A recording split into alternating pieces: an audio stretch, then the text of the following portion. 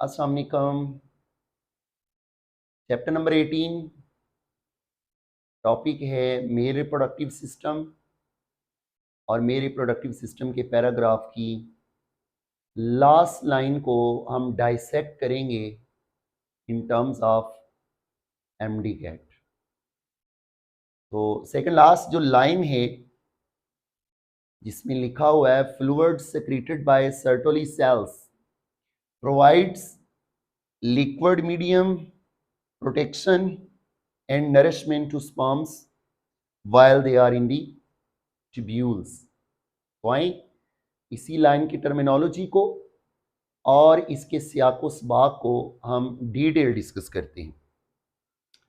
Actually अगर sum up किया जाए तो ये लाइन जो है ये उन्वान बनेगा functions of Sertoli cells. Functions of Sertoli cells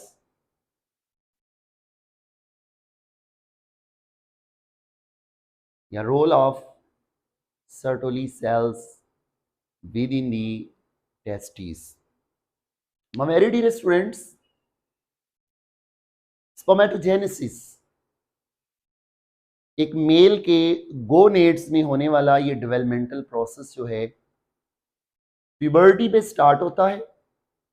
mean round about 12 से 14 साल की उम्र के जो लड़के हैं उनके गोनेड्स में होने वाला ये प्रोसेस जो है इसकी ऑनसेट प्यूबर्टी पे होती है और through out the life let stage of life तक ये प्रोसेस जो है वो कंटिन्यू रहता है।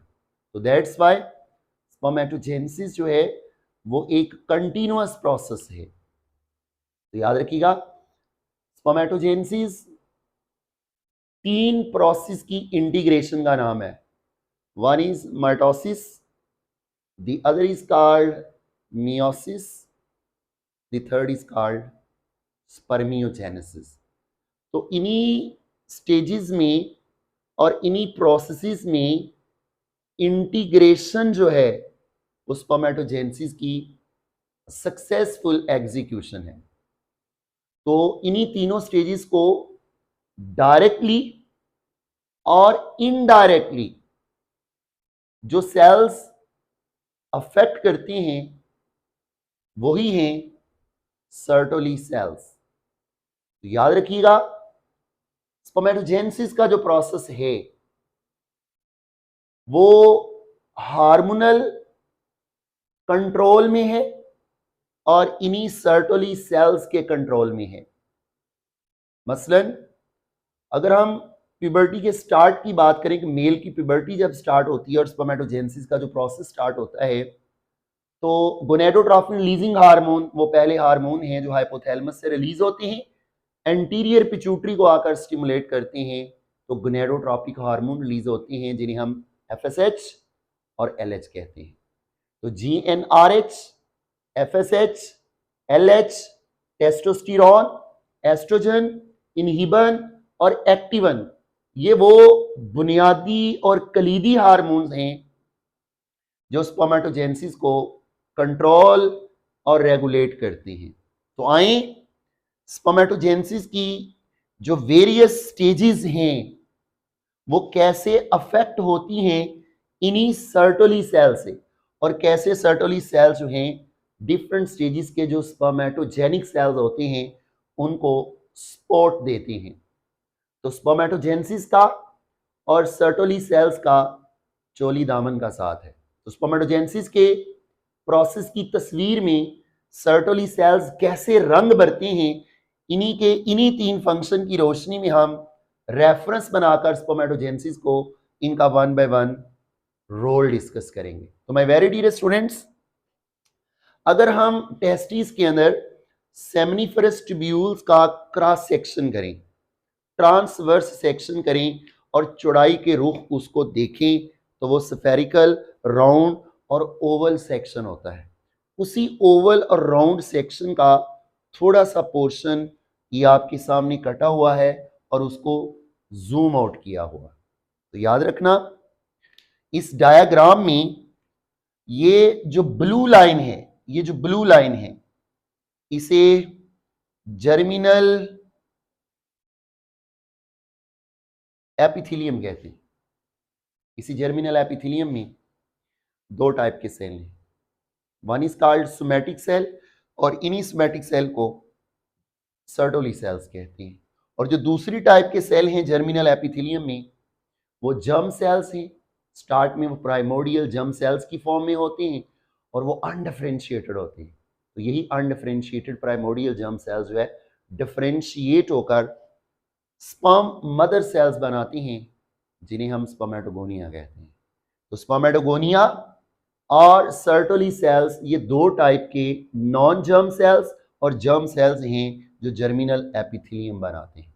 तो माय वेरी डियर स्टूडेंट्स, इसी जर्मिनल एपिथेलियम के बाहर ये जो ब्लैक आउटलाइन है, ये शो कर रही है बेसमेंट मेम्ब्रेन को, और बेसमेंट मेम्ब्रेन के बाहर एक ब्लड वेसल है, एक कैपिलरी है। तो याद रखना, इस कैपिलरी के एंडोथेलियल सेल और इन सर्टोली सेल्स और इन्हीं स्पर्मेटोगोनियल सेल्स के कंबाइंड एफर्ट से नॉन सेलुलर लेयर बनती है। यहां ये जो नॉन सेलुलर लेयर है, इसी नॉन सेलुलर लेयर को बेसमेंट मेम्ब्रेन कहते हैं। माय वेरी डियर स्टूडेंट्स, इसी जर्मिनल एपिथेलियम की हिस्टोलॉजी देखी जाए तो फॉर द फर्स्ट टाइम यहां पे जो कोन शेप, ये जो ब्लू वाले हैं, ये जो ब्लू वाले कोन शेप सेल्स हैं, इनको इटालियन हिस्टोलॉजिस्ट ने for the first time visualize किया था। और इटालियन माइक्रोस्कोपिस्ट का नाम था सर्टोली, और इन्हीं कोन शेप लार्ज सेल्स को बाद में उसी के नाम पे सर्टोली सेल्स का नाम दिया। आज के दौर में हम इनको मुख्तलिफ नामों से याद करते हैं। इनको सस्टेंटेकुलर सेल्स भी कहते हैं, इनको स्पर्मेटोब्लास्ट भी कहते हैं, इन्हें नर्स सेल्स भी कहते हैं और इन्हें स्पोर्टिंग सेल्स भी कहते हैं। तो चूंकि स्पर्मेटोजेनिक सेल्स जो हैं, जो वेरियस स्टेजेस के हैं, उनकी एक्टिविटी को डायरेक्टली और इनडायरेक्टली ये वाले सेल सपोर्ट करते हैं। दैट्स वाई इनके जो सारे नाम हैं वो इस एक नाम में आ जाते हैं, जब इन्हें हम supporting cells of the spermatogenic cell कहते हैं। ये सपोर्टिंग सेल हैं।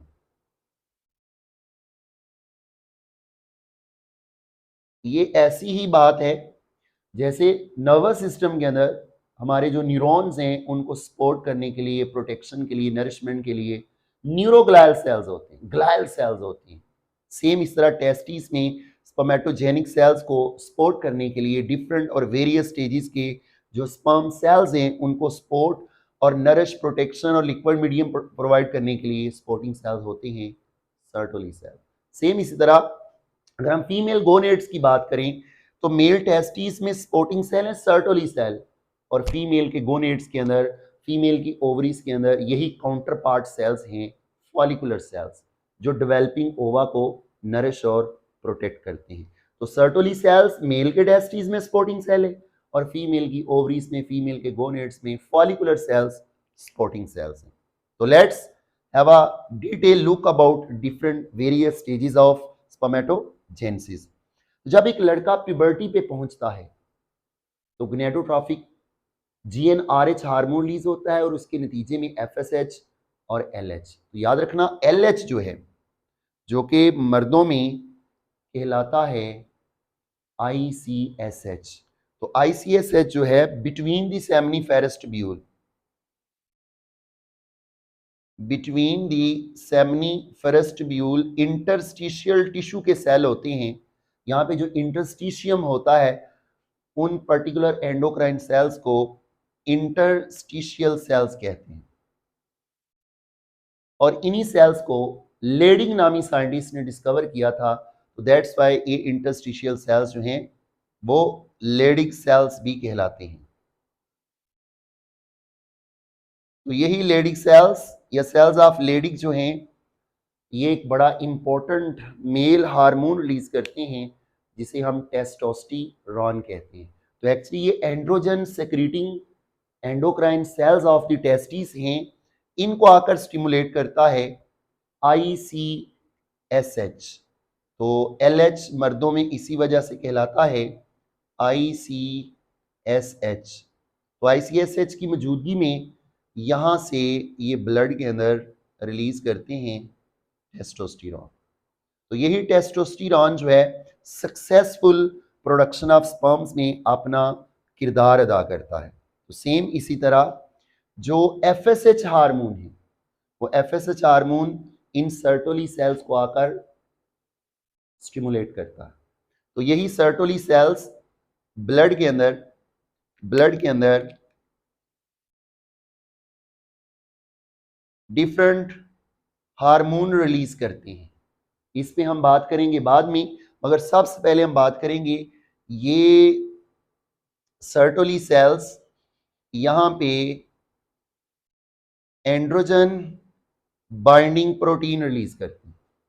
तो याद रखना, ये जो ल्यूमन होती है, ये जो कैविटी होती है सेमनीफेरस ट्यूब्यूल की, यहाँ पे जो वेरियस स्टेजेस के स्पर्मेटोजेनिक सेल्स होते हैं वो सराउंडेड होते हैं, वो बात कर रहे होते हैं। तो जिस लिक्विड में वो बात कर रहे होते हैं वो लिक्विड इन्हीं सर्टोली सेल से रिलीज होता है, जिसके अंदर न्यूट्रिएंट्स होते हैं, वाटर होता है, पोटाशियम होता है, एस्ट्रोजन होती है और वेरियस कंपोनेंट्स होते हैं जो डिफरेंट स्टेजेस के स्पर्म्स को नरिश भी करते हैं और सपोर्ट भी करते हैं वो कंपोनेंट। तो माय वेरी डियर स्टूडेंट्स, यही एंड्रोजन बाइंडिंग प्रोटीन जो है ये टेस्टोस्टेरॉन की एक्टिविटी को फंक्शनल करती है। तो यहाँ पे जो लिक्विड मीडियम है, उस लिक्विड मीडियम के अंदर ये टेस्टोस्टेरॉन फंक्शनल तब तक नहीं होता, यहाँ पे ये कंसंट्रेट नहीं हो सकता जब तक Sertoli cells androgen binding protein release. तो ये एंड्रोजन बाइंडिंग प्रोटीन जो है सर्टोली सेल्स रिलीज करते हैं अंडर द इन्फ्लुएंस ऑफ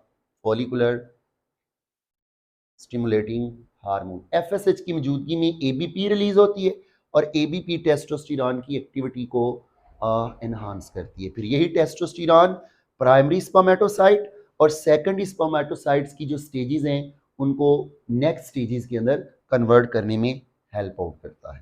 तो माय वेरी डियर स्टूडेंट्स, जब प्यूबर्टी स्टार्ट होती है तो जर्मिनल एपिथेलियम के यही स्पर्मेटोजेनिक सेल्स माइटोटिक डिवीजन से ये डिवाइड होते हैं। तो दो टाइप के सेल्स यहाँ पे बनते हैं, one is called type A, the other is called type B। तो याद रखना, जो टाइप B सेल होता है, टाइप B सेल जो होता है वो बनता है सेकेंडरी स्पर्मेटोसाइट, जो यहाँ पे इस कंपार्टमेंट से बाहर आ जाता है। जबकि जो दूसरा सेल है जिसे हम टाइप A कह रहे हैं, ये टाइप A डॉटर सेल जो है इन्हीं स्टेम सेल की नंबर को मेंटेन करता है। और यही वजह है यहाँ पे डिफरेंट माइटोटिक डिवीजन से 3 to 4 लेयर्स मौजूद होती हैं इन्हीं स्पर्मेटोगोनिया की। तो ये सर्टोली सेल्स आपस में खास टाइट जंक्शन से अटैच होते हैं, एडहेरेंट प्रोटीन से अटैच होते हैं। तो दो कंपार्टमेंट बनते हैं, one is called luminal compartment, the other is called basilar compartment. इस बेसिलर कंपार्टमेंट में से एक सेकेंडरी oocyte यहाँ से रिलीज होता है और एक primary spermatocyte, I beg pardon, एक प्राइमरी स्पर्मेटोसाइट यहाँ से रिलीज होता है। तो याद रखना, ये जो प्रोटीन्स हैं ये गेट्स की तरह काम करती हैं, वो यहाँ से ओपन होती हैं जब इन सेल से ख़ास किस्म के केमिकल रिलीज होते हैं। तो ये केमिकल्स जो हैं माय वेरी डियर स्टूडेंट्स इन गेट्स को ओपन करते हैं और एक प्राइमरी स्पर्मेटोसाइट यहाँ से रिलीज हो जाता है और अगेन ये गेट बंद हो जाता है। तो एक्चुअली यही वो एडहेरेंट प्रोटीन्स के बने हुए बैरियर्स होते हैं जो ब्लड टेस्टिस बैरियर का काम करते हैं। तो ये ब्लड टेस्टिस बैरियर जो है ये एक्चुअली प्रोटेक्शन करता है स्पर्म्स की। तो स्पर्म्स की सरफेस पे जो स्पेसिफिक स्पर्म्स एंटीजन्स होती हैं वो यहाँ से लीक करके ब्लड में ना चली जाएं और इम्यून सिस्टम उन एंटीजन्स के खिलाफ एंटीबॉडीज ना बना दे, तो उस इम्यून रिस्पॉन्स से प्रोटेक्ट करके रखते हैं ये सर्टोली सेल्स। तो my very dear students, immune response से बचने के लिए और ऑटो इम्यून रिस्पॉन्स से बचने के लिए स्पर्म्स को डिस्ट्रॉय होने से बचा के रखती हैं। ये सर्टोली सेल्स के टाइट जंक्शंस और प्रोटेक्शन करती हैं और स्पर्म्स के एंटीजन्स को ब्लड में नहीं जाने देती। तो ये है इसका सर्टोली सेल्स का प्रोटेक्शन में रोल। तो माय वेरी डियर स्टूडेंट्स, ये फिर प्राइमरी स्पर्मेटोसाइट मियोसिस 1 से, जो कि एक डाइप्लॉइड सेल होता है, ये 2 स्मॉल सेल्स में डिवाइड होता है जिसे सेकेंडरी स्पर्मेटोसाइट्स कहते हैं। और यही सेकेंडरी स्पर्मेटोसाइट्स जो हैं ये हैप्लॉइड हो जाते हैं। यहाँ पे नंबर ऑफ क्रोमोसोम 23, मगर वो ऐसे डबल स्ट्रक्चर क्रोमोसोम होते हैं, डबल स्ट्रक्चर क्रोमोसोम होते हैं। क्रोमोसोम 23 हैं मगर क्रोमेटिड्स 46 हैं। यहाँ पे 46 डबल स्ट्रक्चर क्रोमोसोम है मगर क्रोमेटिड्स जो हैं यहाँ पे 92 हैं। तो माय वेरी डियर स्टूडेंट्स, इन्हीं सेकेंडरी स्पर्मेटोसाइट्स में मियोसिस 2 होती है और यही मियोसिस 2 जो है इन सेकेंडरी स्पर्मेटोसाइट को 4 इंटरकनेक्टेड सेल्स में कन्वर्ट करती है। ये स्मॉल सेल्स जो होते हैं ये स्पर्मेटिड्स कहलाते हैं।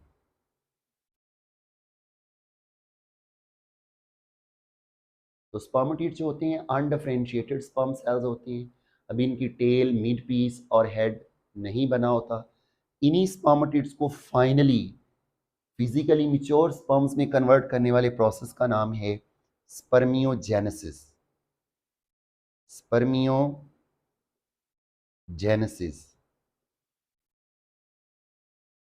और यही स्पर्मियोजेनेसिस जो है ये एस्ट्रोजन हार्मोन की मौजूदगी में होती है। तो याद रखिएगा,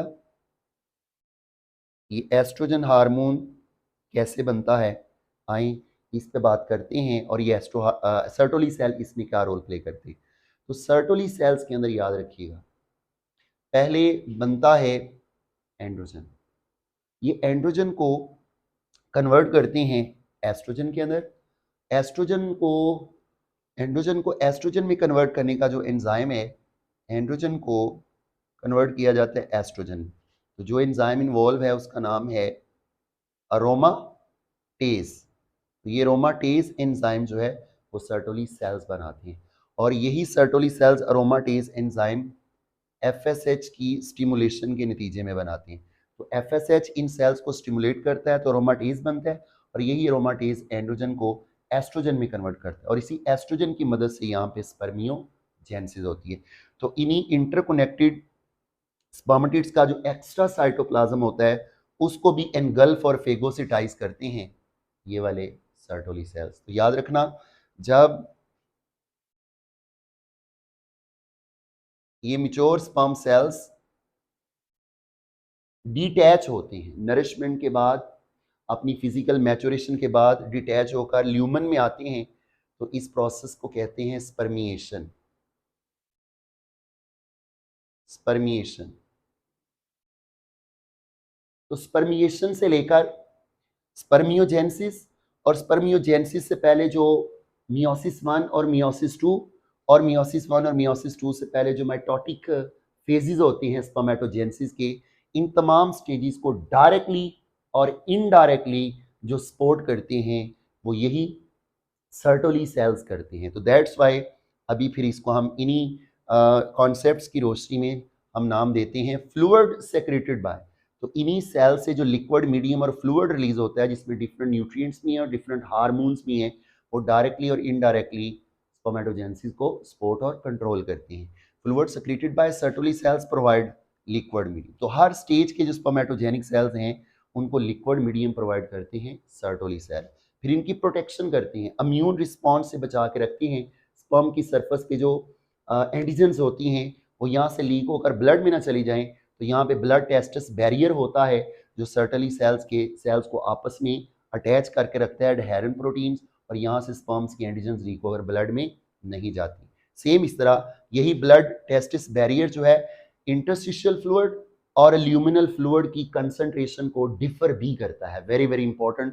तो इंटरस्टिशियल फ्लूइड की कंसंट्रेशन और तरह की और ल्यूमिनल फ्लूइड की कंसंट्रेशन और तरह की, जो बैरियर मेंटेन करता है उसी का नाम है ब्लड टेस्टिस बैरियर। और ये ब्लड टेस्टिस बैरियर भी सर्टोली सेल्स की सेल मेम्ब्रेन्स की आपस में जो प्रोटीन अटैच होती हैं वो प्रोवाइड करती हैं। तो इम्यून रिस्पॉन्स से बचा के रखता है और इसी लिक्विड के अंदर पोटाशियम है, डिफरेंट न्यूट्रिएंट्स हैं और डिफरेंट हार्मोन्स हैं और डिफरेंट एंड्रोजन बाइंडिंग प्रोटीन्स जो हैं वो टेस्टोस्टेरोन की एक्टिविटी को एनहांस करती है। तो it's all about the functions of Sertoli cells with reference to spermatogenesis. Take care. Allah Hafiz.